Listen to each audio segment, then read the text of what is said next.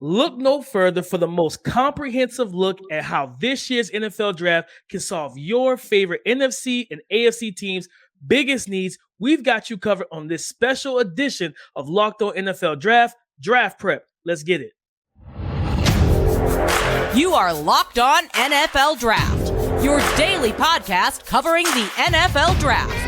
Part of the Locked On Podcast Network, your team every day.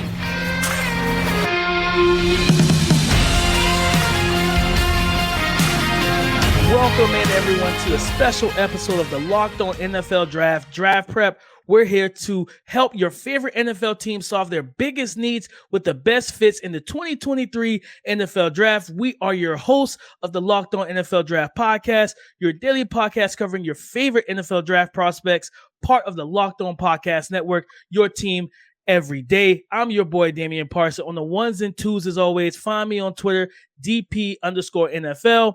I am a national scout for the Draft Network and your favorite and local running back guru. And as always, you already know what time it is. The champion is here with me. Keith, talk to him.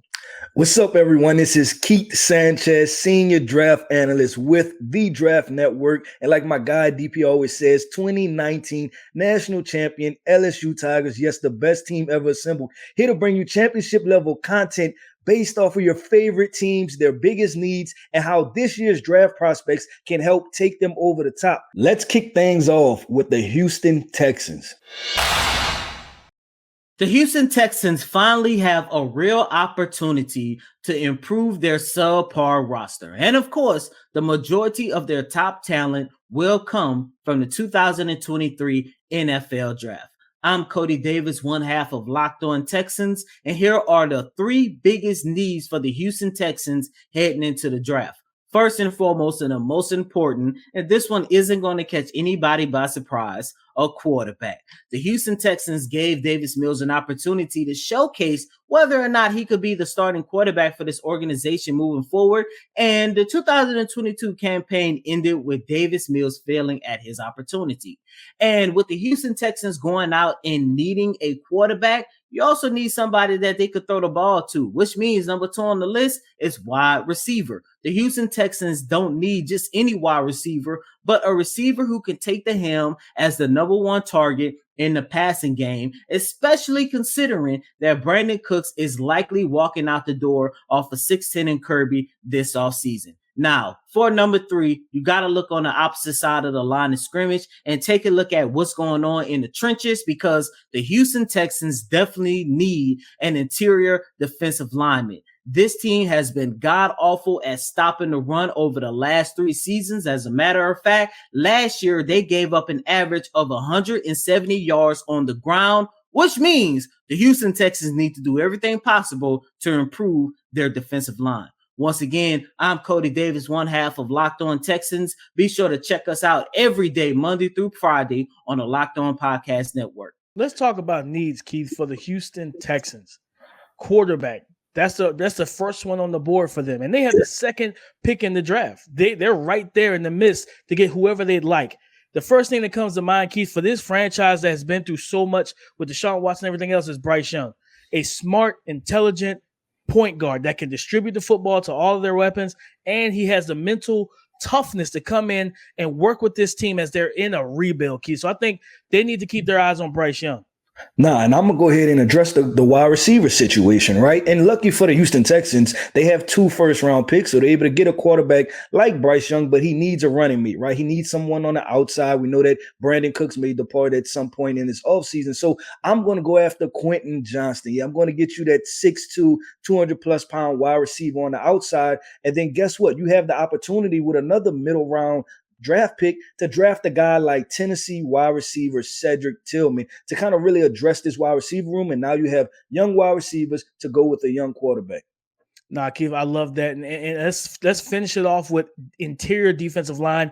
As Cody talked about, being able to stop the run and help with that. I look at Mozzie Smith from all the way from Michigan, right? 6'2", 6'3", somewhere in there, about 323 pounds, a physical, powerful man on the interior of the defensive line that can really two gap and help stuff the run and hold them at the point of attack, something that they've struggled with, Keith. So really take away that 170 yards rushing they allowed, go ahead and minimize that number as much as possible. I think Mozzie Smith can help that. So, all right, let's get over to our next expert. The Colts took their lumps in the quarterback department in the last few years, but they're finally getting off the merry-go-round this year. This is Jake Arthur and Zach Hicks of the Locked On Colts podcast. So, top three Colts needs. Obviously, quarterback could be 1, 2, and 3 if you really want to consider it. But next up is cornerback depth. It's going to be a really shaky position that we're not thinking much of quite yet, but they need to be. And then offensive line depth. Zach, why don't you take us through the three? Yeah, so obviously we could, again, like you said, 1, 2, and 3 could all be quarterback. That is the most important aspect of this entire offseason for the Indianapolis Colts.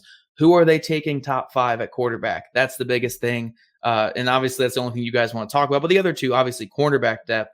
Besides Stephon Gilmore and the little bit we saw of Isaiah Rodgers Sr. last year, they need more cornerback depth in that room. And then offensive line depth. We saw exactly what happened to the Colts last year when the starters on the offensive line did not play really well. So they definitely need more depth, more quality depth on that offensive line. But make sure you guys, for more on the Colts, stay tuned to the Locked On Colts podcast every Monday through Friday, part of the Locked On Podcast Network, your team every day. In regards to the Indianapolis Colts, I think they should go after a dual-threat quarterback, right? They just signed and, made the head coach that was the offensive coordinator of the Philadelphia Eagles. So I think they should go with Will Levis or Anthony Richardson. From a culture perspective, I believe that they should go with Anthony Richardson, man. This guy set the NFL Combine on fire with his testing numbers, and then that the potential is there, man. It's a relatively young kid, but I think he can develop. And the head coach, he's also got to develop Jalen Hurts. So Anthony Richardson for the Indianapolis Colts, I think, is definitely a fit. Man, I love that, Keith. And he talked about cornerback, and this is a deep cornerback class. And one of my favorite names in this class is Emmanuel Forbes, Keith, a man-to-man corner that's not only just man-to-man, he can play zone, but he takes the ball away. And talking about pairing them with a Stephon Gilmore and having somebody on the other side of the defense. And now you could play more press, man. You could get in the face of receivers and not only disrupt them, but when the quarterbacks do test your corners, you have two corners that can take the ball away and give it back to your offense. Yeah, I love that, DP. And to address their last need, the interior offensive line, I think they should look at Alabama interior offensive lineman Emil Ekio. This guy has guard center positional versatility, so that means he can come in immediately. And as long as he comes in ready at training camp, I think he immediately fills a hole. And we know that if you have a quarterback that's a dual threat guy, you're going to have designed QB runs. And what is more better than an interior offensive lineman that can climb to the second level defenders and lay those really good blocks? It's time for the Raiders. I'm your boy Q, host of the Locked On Raiders podcast, and I want to talk about the team needs. And first and foremost, when it comes to the silver and black, they need a quarterback. They need a quarterback in the worst way after moving on from Derek Carr, longtime starter for the silver and black, had been there for 9 seasons. And the new staff with Dave Ziegler and Josh McDaniels decided it was time to move on. So they did that. He's now officially a member of the New Orleans Saints. So it leaves a big hole at the quarterback position with the silver and black. So now the decisions that they have to come up with is, do they roll with a veteran? Do they draft a rookie? Or do they have a combination of the two? That's something that they have to decide between free agency and the draft at the end of April. So a lot of question marks on the offensive side of the ball when it comes to the quarterback and who's going to be under center in 2023 for the silver and black. But that's not the only needs that they have. Flip it over to the defensive side of the ball, and I would say defensive tackle is another area of priority as far as needs. They have edge rushers, know about Crosby, know about Chandler Jones, but who can collapse the pocket from the middle? They don't have that guy that can make life difficult on Patrick Mahomes and Justin Herbert and Russell Wilson. They need to find that guy that can not only stop the run, but also get to the quarterback and help collapse that pocket. And it doesn't stop there. Really, if you look at the defensive side of the ball, they can have an upgrade everywhere. But I would say their other need is a lockdown corner. The Raiders, for years on top of years on top of years, have been known for their cornerback play, but it hasn't been up to par as of late. They need to get a guy, a dude who can follow the number one wide receiver around and say, you know what? I'm playing that cat defense. You got that cat? I got this cat. For more of the Raider team needs and all things silver and black, make sure you tune in to the Locked On Raiders podcast. So the Las Vegas Raiders need a quarterback, and guess what? I have your guy, man. Your guy is Alabama quarterback Bryce Young. There are just way too many parallels there, right? We're talking about the Alabama, the New England coaching tree, right? You're talking about Nick Saban, Bill Belichick. You're talking about Bill O'Brien. You're talking about Josh McDaniel, who have worked with each other. And we've seen that this pairing has been a trendy pairing in the past, right? So I think quarterback Bryce Young is a heady guy. He's very smart. He's elusive. Some people are comparing him to Patrick Mahomes, but I think this is a guy that's just has natural instincts for the quarterback position. And moving into the future, Bryce Young is definitely the quarterback for the Las Vegas Raiders. Keith, I love that. And let's discuss the defensive tackle position, a spot that they needed to fill and add some talent to. And I like Clemson's Brian Brzee, a guy that can move all along the defensive line. He can play some outside, he can reduce inside, but I really love his ability to pressure the quarterback and really attack the interior gaps on passing downs, as well as be able to hold up against the run. Dealing with some injuries in college, I think now that he's healthy and he's motivated and he's working hard, I think this is a young man that can come in and be an impact starter from day one. Yeah, and guess what? The last need is a lockdown corner, right? You heard it, man. So I think a lockdown corner, you go to Mississippi State and Mississippi State corner Emmanuel Forbes, DP. I know this your guy, man. This guy's a flat-out ball hawk. Reminds me a lot of Marcus Peters. This Las Vegas Raiders defense needs someone that can turn the ball over, right? They need a playmaker on that side. They've addressed the defensive line as far as edge rusher in the past, but now it's time to address the back end of their defense, and Emmanuel Forbes is definitely a guy that can come in and be an impact starter right away. All right, let's get to the Tennessee Titans. The Tennessee Titans desperately need help at offensive tackle this offseason, whether that be in free agency, in the draft, or both. My name's Tyler Rowland, host of the Locked On Titans podcast, and the Tennessee Titans' top three needs this year are all on the offensive side of the ball. You have offensive tackle, wide receiver, and the interior offensive line. At offensive tackle, the Titans recently released Taylor Lewan, who had been their left tackle the last 9 seasons. And on the right side at right tackle, they had rookie Nicholas Petit-Ferrer, a third-round draft pick out of Ohio State. But Petit-Ferrer could potentially be moved inside, and the Titans could certainly look to upgrade both tackle spots. At wide receiver, outside of Traylon Burks and maybe rookie Kyle Phillips from last year, the Titans don't have much to speak of. They released Robert Woods recently as well, so the Titans, again, could use a wide receiver in free agency and in the draft. They'll probably need a combination there. And on the interior offensive line, right guard Nate Davis is set to be a free agent. Center Ben Jones may retire or be released. And left guard Aaron Brewer simply didn't play well enough to keep a starting role. So the Titans could be looking to add 2 or 3 interior offensive linemen this offseason. So a combination of free agency and the draft will have to be considered. The Titans have a ton of needs, and to hear more about those needs in the Tennessee Titans offseason in general, make sure to check out the Locked On Titans podcast, free and available on all platforms, part of the Locked On Podcast Network, your team every day. Keith, no Taylor Lewan, big problem, because you don't have a left tackle right now for the Tennessee Titans. And I have a guy, there's a couple guys, but one guy I like a lot to go here. And he kind of matches the type of style Lewan play with. And that's Georgia's, the Georgia Bulldogs, Broderick Jones, 6'4", 300 pounds, a physical guy. Remind both of us a lot of number 6 pick in last year's draft, Ika Mekwonu, to the Carolina Panthers. So I think Broderick Jones can plug and play right into that left tackle spot, bring that physicality in the run game. But a big guy like him that can hit 19 miles per hour when he's pulling out in space to hunt down DBs at the first and second level of the defense, I love that fit, especially for Derrick Henry, as well as you want to throw those quick passes to Treylon Burks. So Broderick Jones is the guy for me.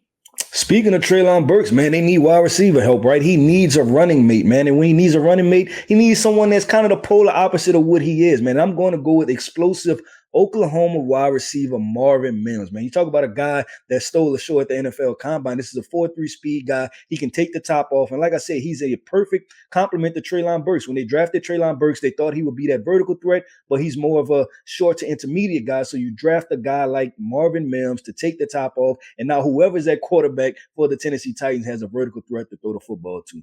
Keith, I love that. And since they said we need to double dip at the offensive line spot, I'm going to give him another guy, Cody Mock out of North Dakota State. Keith, I'm going to give him a two for one special because Cody can play tackle and guard, Keith. So whether NPF, Nicholas Petit-Frere, kicks in at guard or you keep him at tackle, you could put Cody Mock at either one of these positions. He's going to really help you in the run game. A nice physical guy, and he has really sound technique and play. So I really love that fit of adding him to this offensive line, get the best 5 on the field.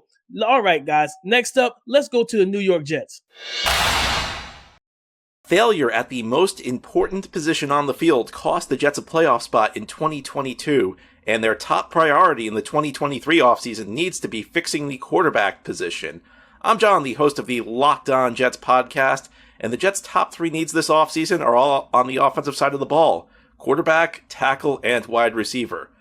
The Zach Wilson experiment has not worked out for the Jets. Wilson was benched twice last season. It was supposed to be a year where he was going to take a big step forward. Unfortunately, it just has not worked out for the Jets. Wilson looks like he's a bust. So the Jets are now forced to once again try and address the quarterback position. The Jets had the defense to make the playoffs last year. They just did not get enough from their quarterback. The Jets also have a pretty glaring hole at tackle. Another early round draft pick, Mekhi Becton, has struggled to stay on the field in his 3 NFL seasons. You have Dwayne Brown retiring. You have George Fant as a free agent. You don't really know what you have in Max Mitchell, a 4th round draft pick from a year ago who got playing time in 2022 but was very up and down. And the third position of need for the Jets is wide receiver. Garrett Wilson won Offensive Rookie of the Year. He had an outstanding first season in the league. He looks like a guy who will be a building block for the Jets going forward. But after that, you don't really know what you've got. Elijah Moore had a bad second season. Corey Davis is a veteran who's just okay, but the Jets need an upgrade. The Jets need a better supporting cast around Garrett Wilson. For more on the team needs of the New York Jets, be sure to subscribe to the Locked On Jets podcast, part of the Locked On Podcast Network. Your team every day. Jets, Jets. Man, we have to get this right this time, right? We know the situation with Zach Wilson. So I'm going to give you a quarterback. I'm going to give you the real thing. I'm going to give you somebody who's had production in college football. And we're going to trade up and go get CJ Stroud from Ohio State, man. Ohio State quarterback CJ Stroud. And what we're going to do is pair him with Garrett Wilson, man. Garrett Wilson, Elijah Moore. Now you have kind of a 3-headed monster offensively, and Bryce Hall comes back, and now this offense is young and is ready to roll moving forward. Keith, I love that. This Jet has been grounded for way too long, and we got to get him up in the air, man. So for me, looking at the other need, and that's going to be offensive tackle. Mekhi Becton has not been healthy. So why not go into the SEC? Let's give me Darnell Wright from Tennessee, a big, strong, powerful tackle that can really move bodies in the run game, but he can also protect, and he's versatile, Keith. 2021, he played left tackle. They wanted to put a freshman there this year in 2022, this past season, so they moved him to right. And guess what he did? Played solid football. He was clean there from almost the entire year, especially in the pass-happy offense that Josh Heupel ran. So I think Darnell Wright will be a big addition to this offensive line. Yeah, so now we're talking later in the draft situation on draft day, right? So I'm going to go with Maryland wide receiver Dante Demas, right? We have 2 smaller wide receivers in Garrett Wilson and Elijah Moore, but now let's go get a big body guy on the outside. And Dante Demas has showed much promise as a wide receiver. At Maryland, this entire offense kind of bogged down a little bit, but you've seen what Dante Demas can do as a wide receiver prospect. So you add him in the combination with Elijah Moore and Garrett Wilson, and you have a good thing for the New York Jets. All right, let's talk to and let's hear from the Pittsburgh Steelers. I'm Chris Carter of the Locked On Steelers podcast, and here are the Steelers' top 3 needs in the NFL draft and free agency.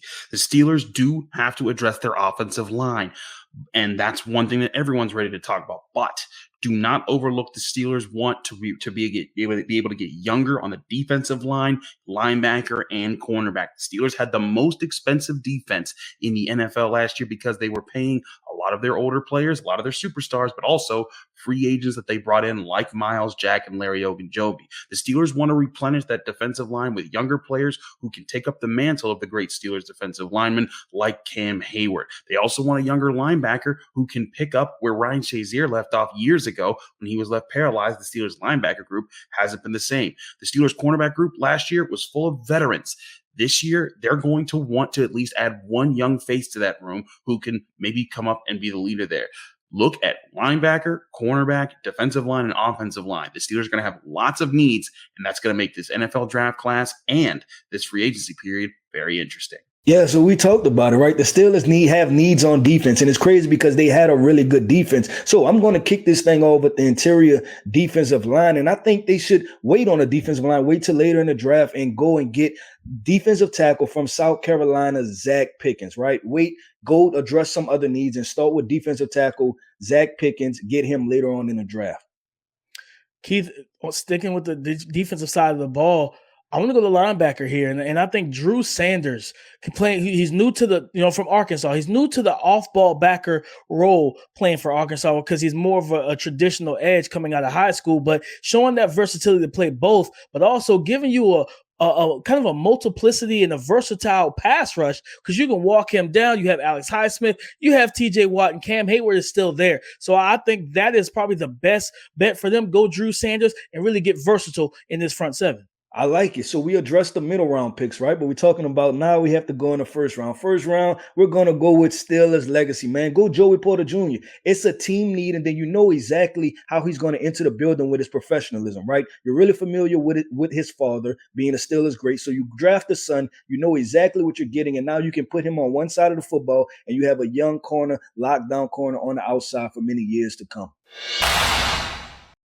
I'm Kevin Ostreicher, the host of Locked On Ravens. And in terms of team needs, the Ravens are actually a very interesting case study with the situation surrounding Lamar Jackson. Obviously, if Lamar Jackson leaves, quarterback skyrockets to the number one need for the Ravens this offseason. But assuming Lamar does stay, you have wide receiver as your number one need for the Ravens, cornerback at number two, and then depth along the offensive line at three, especially potentially at left guard if their starting left guard, Ben Powers, departs in free agency. For wide receiver, the Ravens have been taking a lot of swings of the position in recent years, especially in the draft. They have Rashad Bateman, they have Devin Duvernay, but they've tried to draft guys and develop them. They've tried to sign veteran options. They just have a need there. So do they go draft pick? Do they go trade? Do they sign someone? There are plenty of options there for the Ravens this offseason to revamp that room. Then at cornerback, you have Marlon Humphrey. He is your star, your top guy, but Marcus Peters had an up and down season coming off his torn ACL in 2021. He's also a free agent. There's just not a lot behind Marlon Humphrey right now.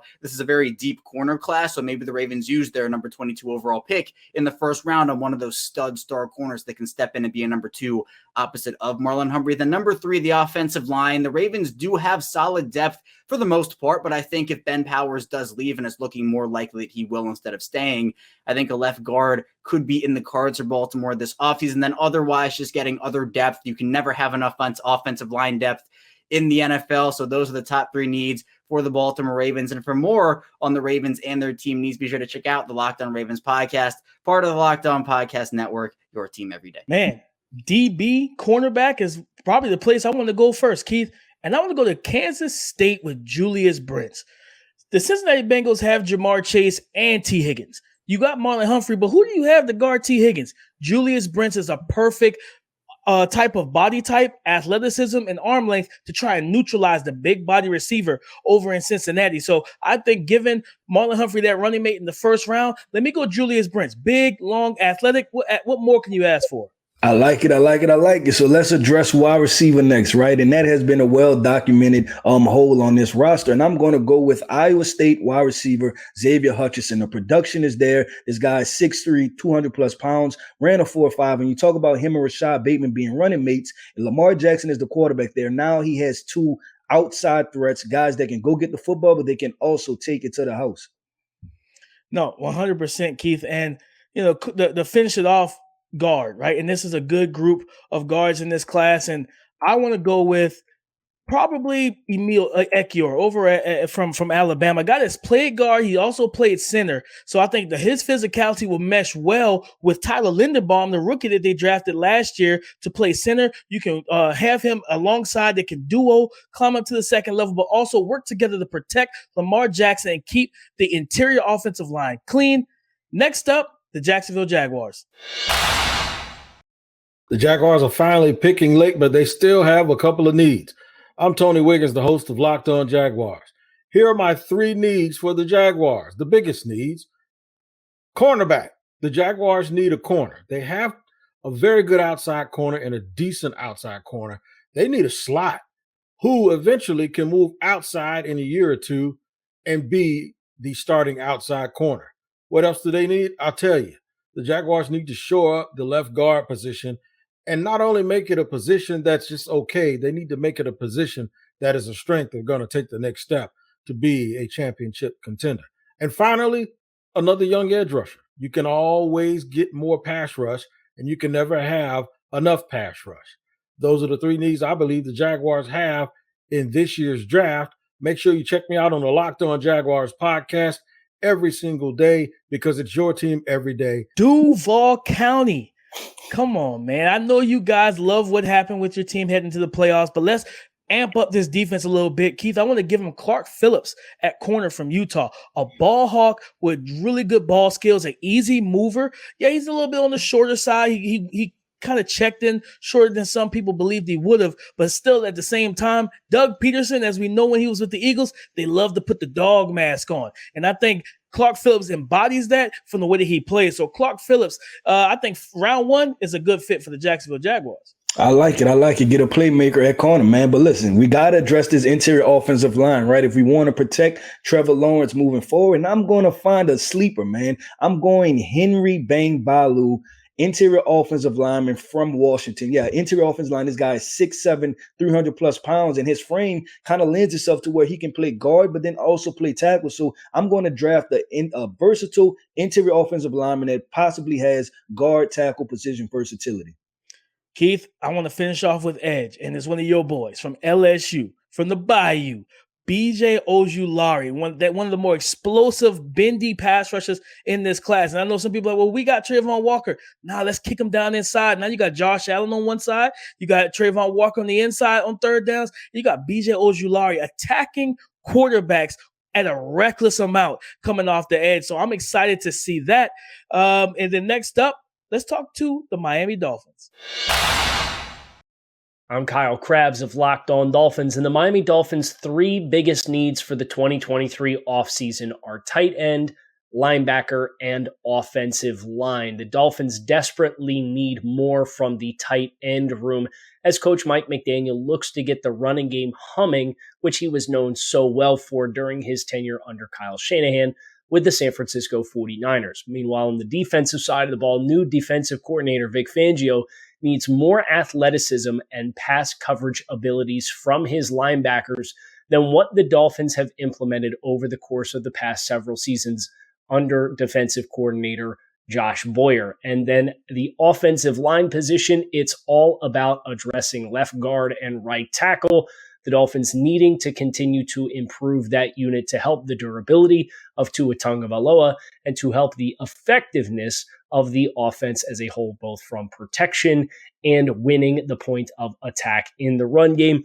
For more on these team needs and the Miami Dolphins, be sure to subscribe to Locked On Dolphins, part of the Locked On Podcast Network, your team every day. Dade County, man. Let's start with those tight ends. Unfortunately, we don't have a first round pick, right? So we're looking at the second round for the Miami Dolphins, and I'm going to go with a complete tight end, someone that can help me in the run game and help me in the pass game, and that's Utah tight end Dalton Kincaid. If he's still out, I think we should definitely go after Dalton Kincaid. He would, like I said, he would help in the run game and in the passing game.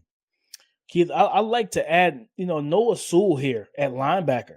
Big, physical, downhill thumper that can walk up on the edge and play the run, as well as mug up the A-gaps and the A-gap blitz, right? Kind of give you some disguised coverages and different things of that nature. And he does have some athleticism for a 50-pound linebacker. So I think Noah Sewell can bring some force, some physicality, and some power to this linebacking group.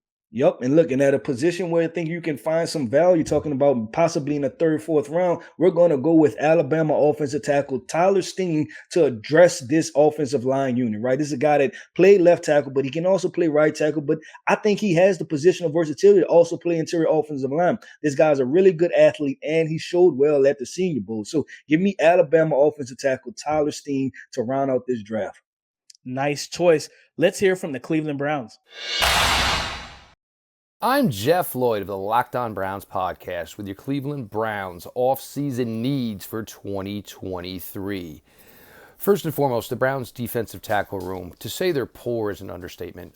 They have their issues in 2022, in 2021 against stopping the run. Even worse as pass rushers. This is a room with the hiring of Jim Schwartz as your new defense coordinator that probably needs close to a 180-degree overhaul.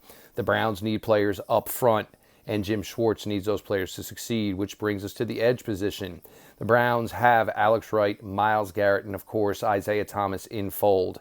More is needed. They need guys who can play better against the run, and there is an opportunity for the Browns to maybe get somebody athletically on par with Myles Garrett to give them basically their best pass rushing duo from the defensive end position since Myles has been in Cleveland. A lot of talk, a lot of concern, a lot of questions about which one would be number 3 here.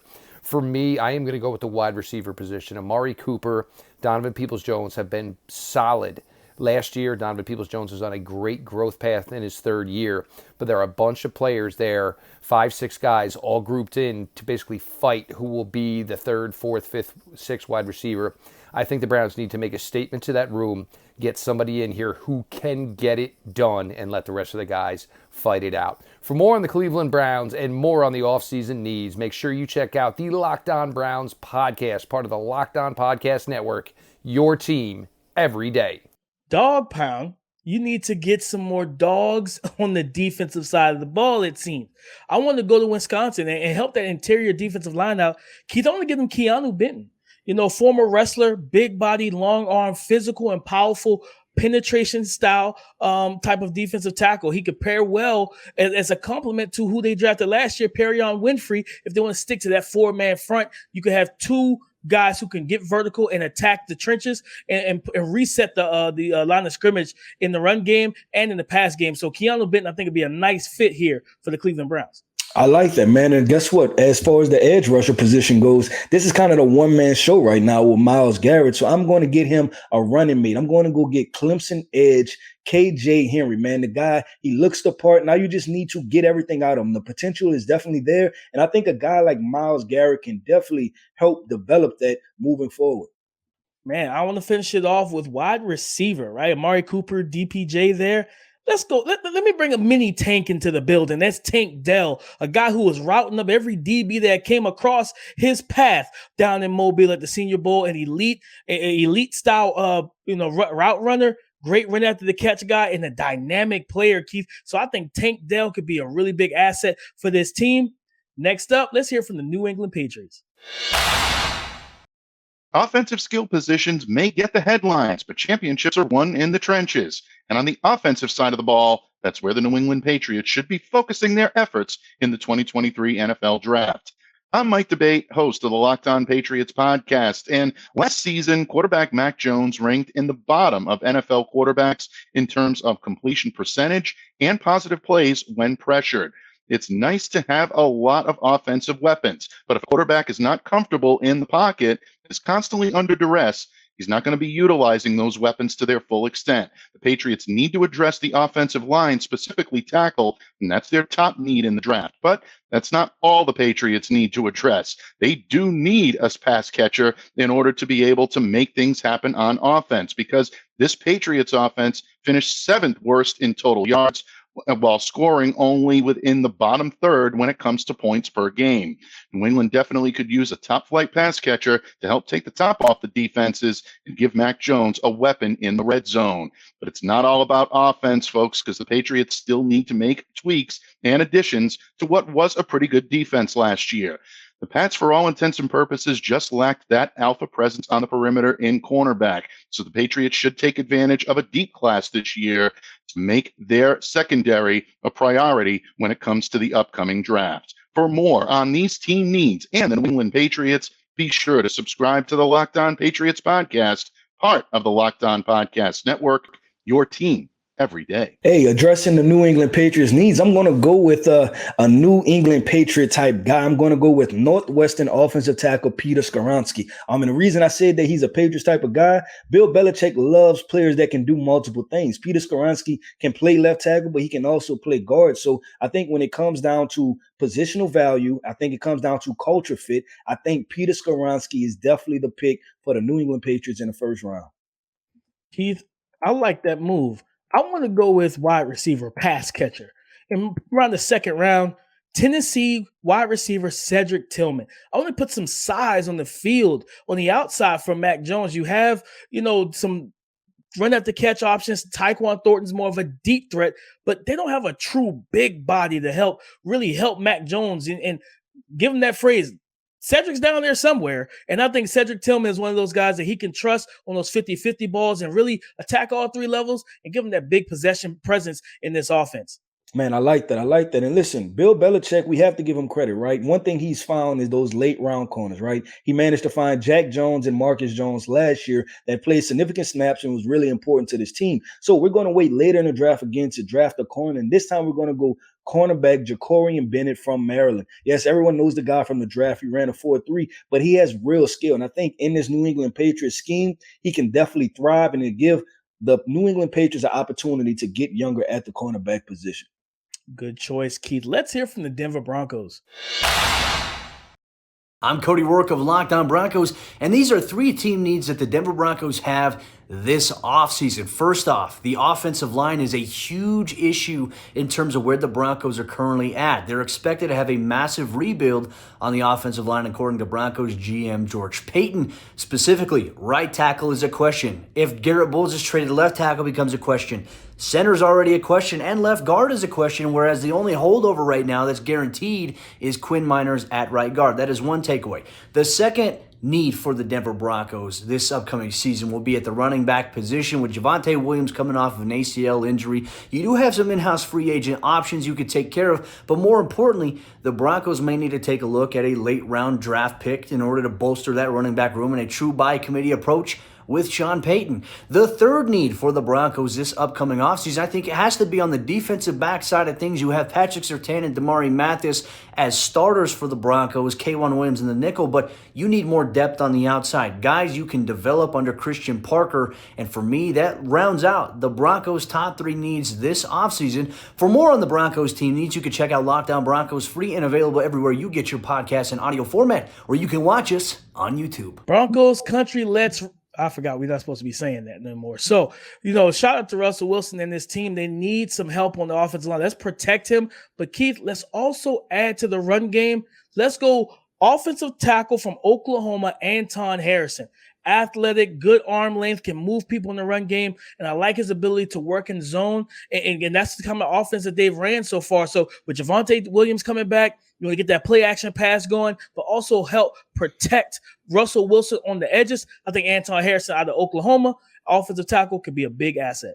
DP, you hinted at it, man. You said run game. We know that Javonte Williams is returning from an ACL injury. So, we can't 100% bank on that or him being ready for week one. So, what we're going to do? We're going to double down, get him a running mate. We're going to go to Pittsburgh and we're going to get running back Israel Abanda-Kanda, right? This guy toasts the rock. He's a finisher mentality. And I think it'll be a hell of a 1-2 punch when Javonte Williams does come back and you have Israel Abanda-Kanda to kind of split reps with him.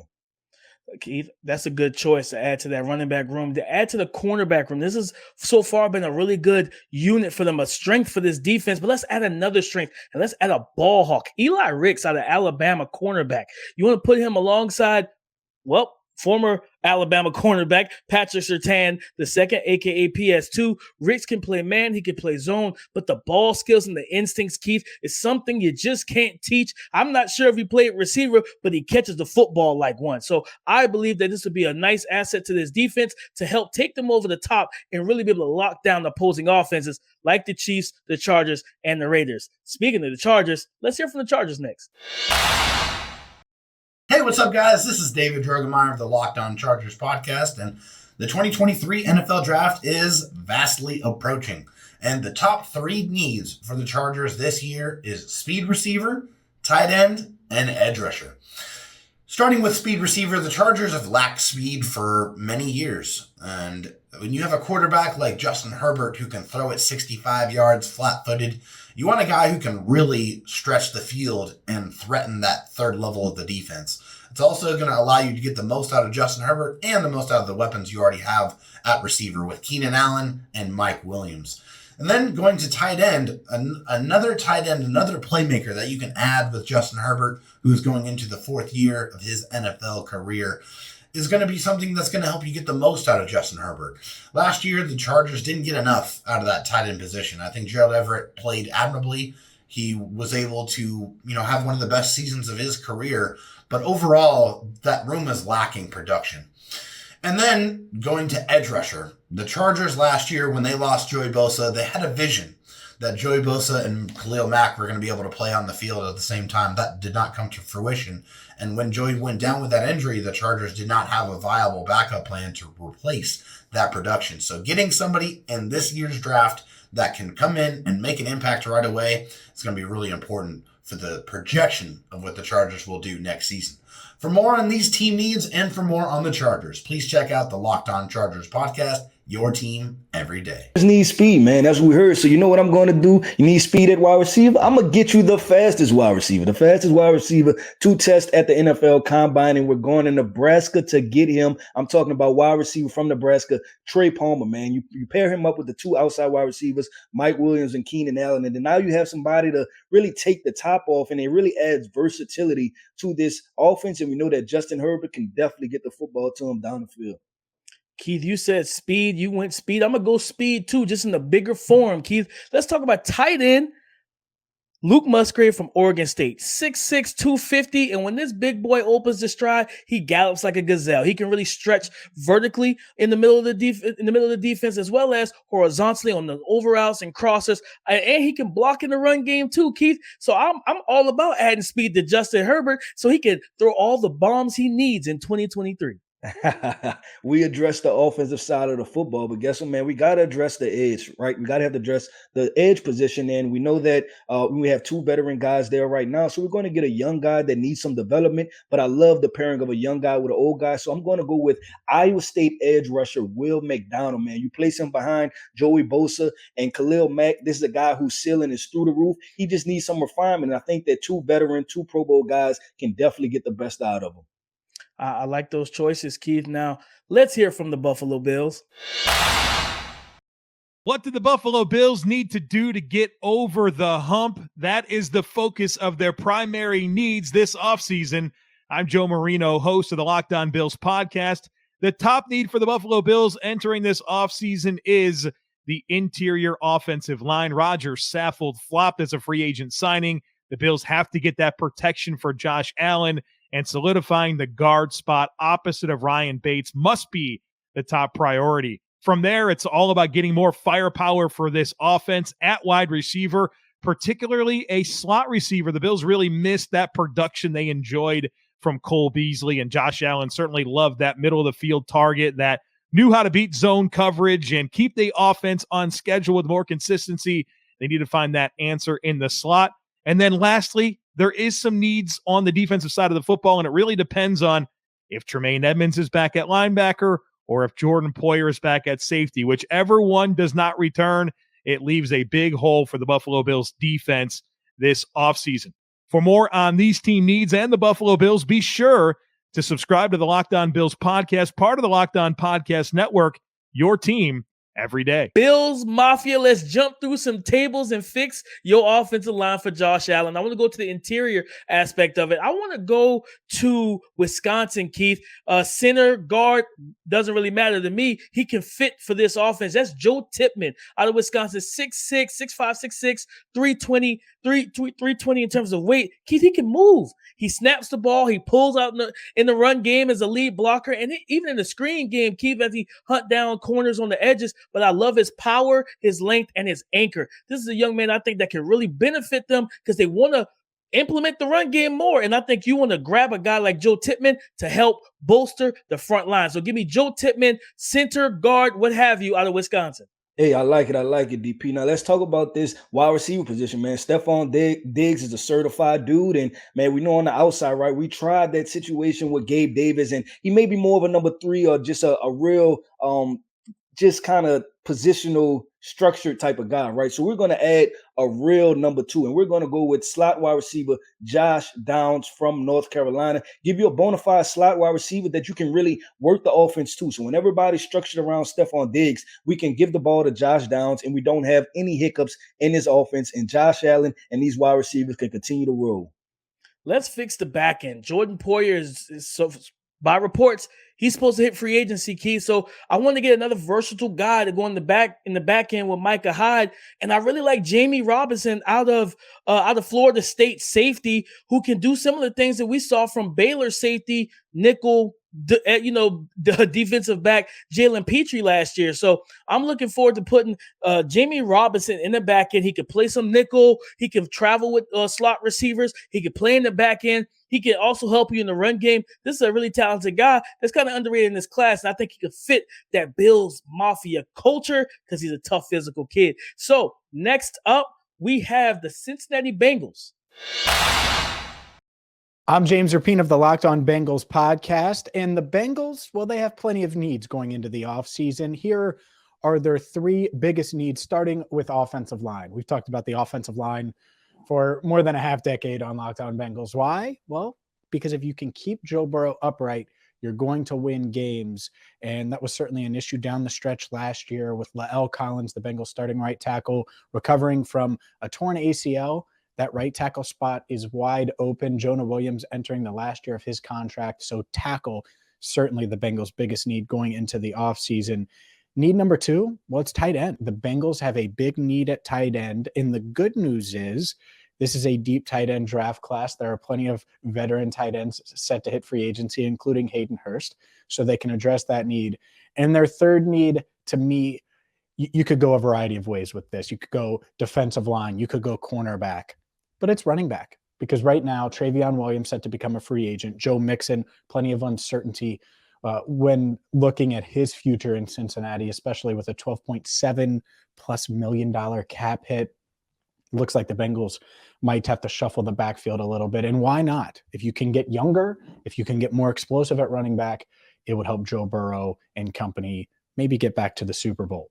For more on these Bengals and their latest needs, make sure you check out the Locked On Bengals podcast, part of the Locked On Podcast Network, your team every day. Let's jump into it, man. It seems like every year, or at least last year, right, we addressed the offensive line with Joe Burrow. But guess what? We're going to keep going until we get it right? And this time we're going to draft Syracuse offensive tackle Matthew Bergeron. Yeah, we're going to use a middle round pick on that guy so that way we can keep some of our first round capital. But Matthew Bergeron as a prospect is a guy that can move his feet. He's very athletic. And when you watch the film, you can tell that he's just scratching the surface of who he could be as an NFL player.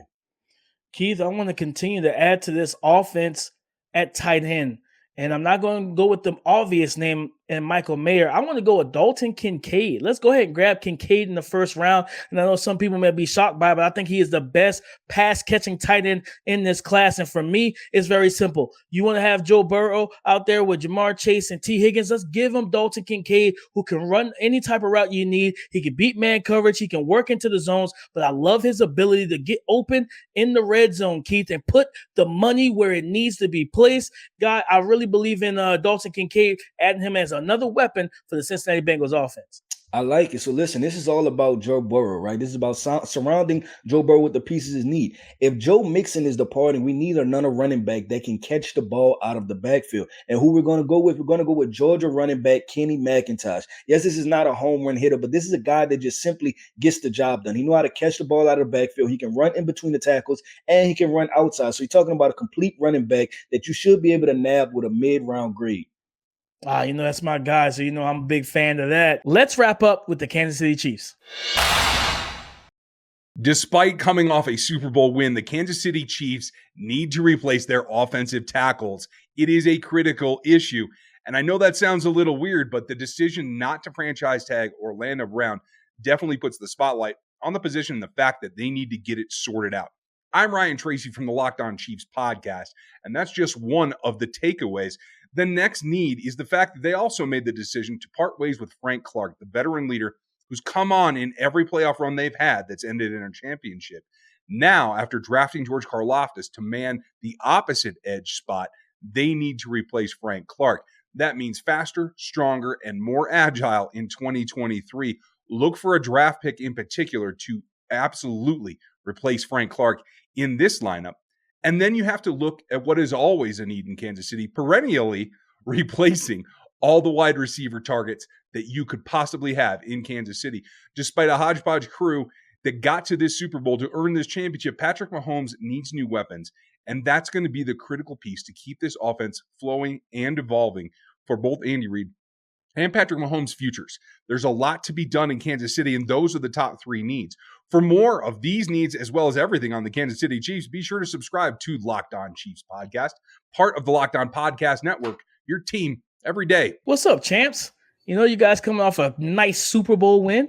So let's continue to rebuild you and get you back there. And I want to start on the defensive side of the ball. I want to go to defensive end. I want to go Keon White. You lost Frank Clark, right? So you went ahead and cut him and saved the money.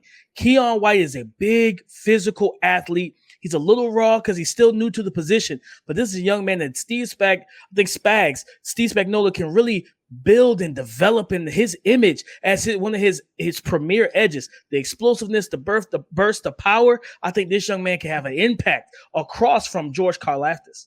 Yeah, so not resigning tackle Orlando Brown, I can't say was a bad decision, right? But you definitely need to replace his productivity as an offensive tackle. So I'm going to go with Anton Harrison from Oklahoma to place on the left side of the offensive line. Anton Harrison has really good feet, really good hands, and the way he approaches the game fits what the Kansas City Chiefs like to do. This is a really good athlete that can move in space. So we know that Andy Reid likes to draw up those screen plays, and I think Anton Harrison is a seamless transition away from Orlando Brown to a rookie offensive tackle, and you're able to save that money. And let's close it out with wide receiver, Keith. They want to add some more talent after losing Tyreek Hill in the previous offseason. I want to look at Ole Miss wide receiver Jonathan Mingo, 6'2", 220, a 4'4" athlete. This is not somebody that you're accustomed to unless you look at MVS, who's very up and down and inconsistent. I think Mingo can come in, be that deep threat, but also has the physical frame and body to be a possession receiver at the same time. I think he could become a complete option for Andy Reid and Patrick Mahomes to target for years to come. For the champ, Keith Sanchez, and all of the Locked On experts you heard from today, I'm Damian Parson. Thank you for joining us for a fast and furious Locked On NFL draft prep. That's the AFC. You want the NFC? We got you covered. Just keep up with the Locked On NFL Draft podcast feed wherever you get your podcasts and on YouTube as well. Make sure you check out your favorite NFL teams Locked On podcast as well. Part of the Locked On Podcast Network, your team every day.